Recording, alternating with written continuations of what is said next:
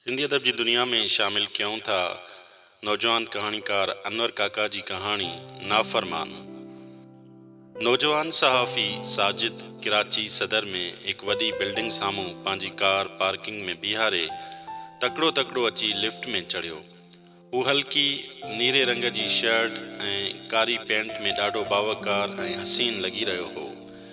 6हीं माड़ ते लही सिधो हिकु न्यूज़ चैनल जी ऑफिस में हलियो वियो। दरवाज़े साम्हूं ई पंहिंजे सहाफ़ी दोस्त ज़ीशान जे कमरे में घिड़ी वियो, जेको कुर्सी तां उथी ईअं मुर्की साणसि भाकुर पाए मिलियो ॼण को 2 सालनि पुॼाणा मिली रहिया हुआ। पोइ वेठा त ज़ीशान खेसि चयो, यार मां हाणे तोखे ई ॻाल्हि करण वारो हुउसि त देरि छो कई। असुल में मूंखे हींअर हिकु हंधि वञिणो बि आहे। यार वेरी सॉरी, असुल में ट्रैफ़िक जे करे देरि थी वई। उन पंहिंजे हथ में पयल डायरी साम्हूं टेबल ते रखंदे चयो। अञा कुझु अर्सो अॻु ई हू ॿई हिक ई अख़बार में मुल्क जे नामियारे सहाफ़ी, कालम निगार ऐं एंकर पर्सन शहबाज़ ख़ालिद जी निगरानीअ में एडिटोरियल पेज संभालण सां गॾु कालम निगारी पिणु कंदा हुआ। हू ॿई उन्हनि ख़ुशनसीब सहाफ़ी नौजवाननि में शुमार कया वेंदा आहिनि जिन थोरे अरसे में ई पंहिंजी ज़हानत, क़ाबिलियत ऐं महिनत सबबु वॾी शोहरत, इज़त ऐं दौलत हासिल करे वरिती आहे। इहा ॿी ॻाल्हि आहे त उनजो क्रेडिट हू पंहिंजे सहाफ़ती उस्ताद शहबाज़ ख़ालिद खे ॾींदा आहिनि। असुल में उन ई खेनि रिपोर्टिंग सां गॾु कालम ऐं फीचर लिखण ॾे माहिल करे पोइ अहिड़ा त सहाफ़ती गुर ॿुधाया आहिनि जो हाणे हू वॾनि वॾनि मीडियाई इदारनि जी ज़रूरत बणिजी विया आहिनि। उहो ई सबबु आहे जो हाणे खेनि रोज़ नयूं नयूं ऑफर्स ईंदियूं रहंदियूं आहिनि। इदारनि जा मालिक संदन मौजूदगीअ खे पंहिंजी कामयाबी सम्झंदा आहिनि। ही बि हाणे जिते कमु कंदा आहिनि उते पंहिंजी शर्त तहत ई कमु कंदा आहिनि। मुआवज़ो त हूअं ई खेनि जिते किथे पंहिंजे मन घुरी मंशा मूजिबि मिलंदो आहे। शोहरतनि जी जंहिं बुलंदीअ ते हू अॼु बीठल आहिनि उते हाणे खेनि कंहिंजे बि सहारे जी ज़रूरत नाहे पवंदी। उन जे बावजूद बि हू पंहिंजे उस्ताद जी मर्ज़ी खां सवाइ कॾहिं बि पंहिंजा पता नाहिनि खेॾंदा। खेॾण त परे जी ॻाल्हि थी, पर रुगो सोचींदा बि न आहिनि। संदन उस्ताद शहबाज़ ख़ालिद त मुल्क में सहाफ़त जे हवाले सां कंहिं बि तारुफ़ जो मोहताज नाहे। सियासतदाननि खां वठी ब्यूरोक्रेट्स ताईं हर माण्हू साणसि दोस्ती पंहिंजे भाग जी अलामत सम्झंदो आहे। संदसि लाइ मशहूरु आहे त हू धूड़ ज़रे खे आसमान जा तारा बनाइण वारो आहे। हू चाहे त पंहिंजे कंहिं अख़बारी कालम में, पंहिंजी कलमी सघ ऐं पंहिंजे मक़बूल टीवी टॉक शो में पंहिंजी माहिराणे तजज़िये ज़रिए 1 कलाक अंदरि ई कंहिंजी कई कमाई चट करे संदसि पग धूड़ में करे सघे थो त कंहिंखे ज़ीरो मां हीरो बनाए सघे थो। हू तारे खे चंड ऐं कांढेरे खे दरख़्त बनाइण जो फ़न बि ख़ूब ॼाणे थो। अक्सर माण्हू संदसि इंकिशाफ़नि सां भरपूर तजज़ियनि खे हर्फ़े आख़िर सम्झंदा आहिनि।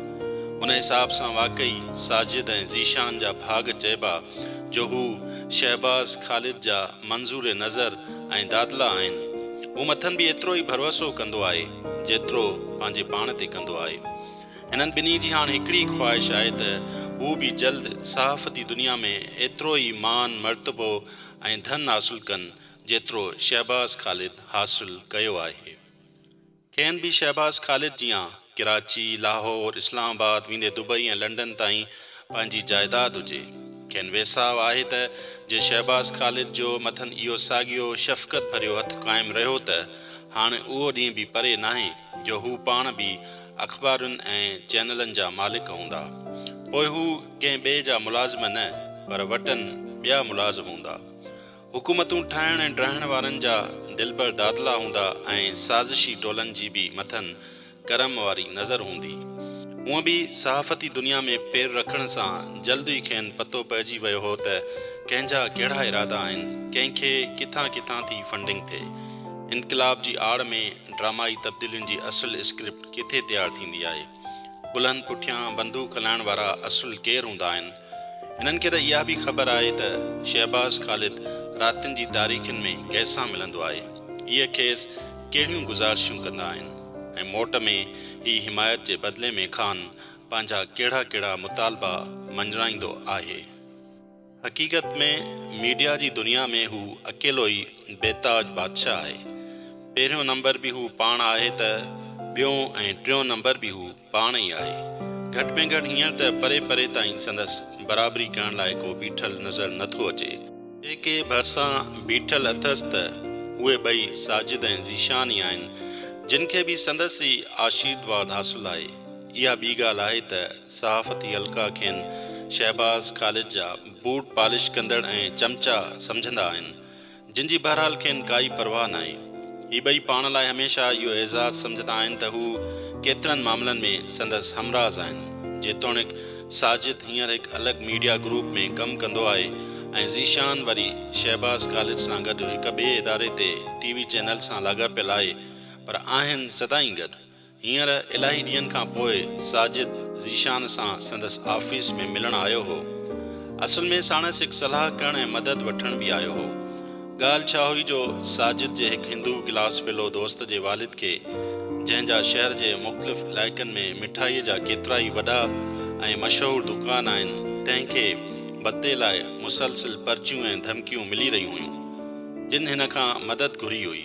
उन सिलसिले में खेसि शहबाज़ ख़ालिद ज़रूरु को न को रस्तो कढी ॾिया, पर उहो जीअं त सहाफ़ियुनि जे कंहिं आलमी कॉन्फ्रेंस में शिरकत लाइ परॾे वियल हो, जिते साणसि राब्तो करणु खेसि मुनासिबु न लॻो हो, उन करे ज़ीशान ई हाणे संदसि का मदद करे सघियो थी या को बहितर रस्तो ॿुधाए सघियो थी।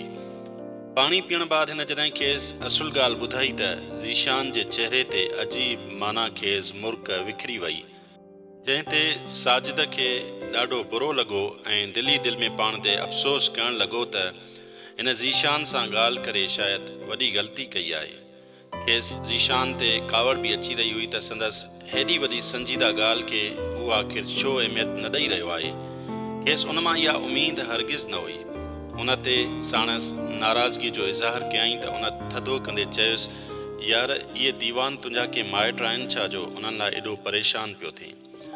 हाणे थोरो कन हेॾां वेझो कर त तोखे ॿुधायां त दीवाननि खे बदले जी इहा पर्ची कंहिं मोकिली आहे। हिन हैरान थींदे चयुसि, छा तोखे ख़बर आहे कंहिं मोकिली आहे? मूं शरारती मुर्क सां लापरवाह थी चयईं, तो ज़ीशान ही ॻाल्हि तोखे मज़ाक लॻी रही आहे? अफ़सोस यार, हिन जे लहजे में अफ़सरदगी हुई। मां बि तोसां मज़ाक न पियो करियां।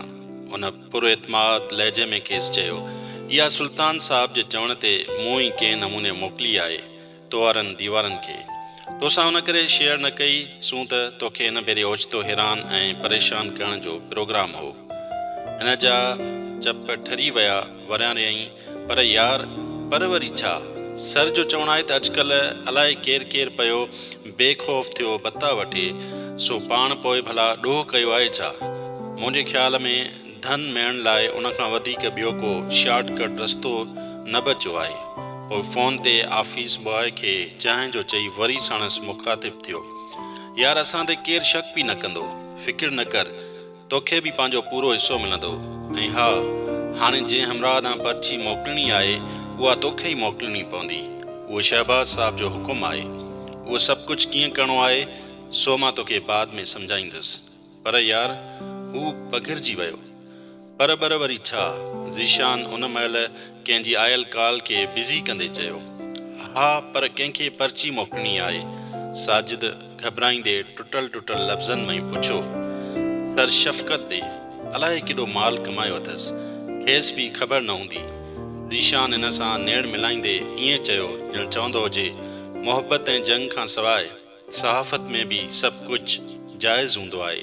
कहिड़ो सर शफ़क़त? दिमाग़ ते थोरे ज़ोर ॾियण सां ई हिकदमि यादि अची वियुसि त हिकिड़ो ई त सर शफ़क़त मशहूरु शख़्सियत आहे, शाइन स्टार कंपनी वारो मालिक, जंहिंजा शहर में अलाए केतिरा प्राइवेट स्कूल, कॉलेज ऐं ट्यूशन सेंटर आहिनि। हिननि ॿिन्ही मैट्रिक बि संदसि ई इदारे मां कई हुई।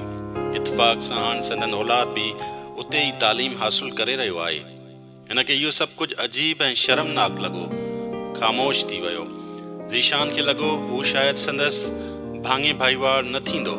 पोइ बि खांसि पक करण लाइ पुछाईं, पोइ छा चवां सर शहबाज़ खे? साजिद कुझु लम्हा माठ थी कंहिं उन्ही सोच में गुम थी वियो, पर पोइ एतमाद सां माना खेज़ अंदाज़ में मुर्की वराणी, सर खे चइजांइ संदसि हर हुकुम मुंहिंजी अखियुनि ते। मां कॾहिं बि संदसि नाफ़रमान न थींदुसि।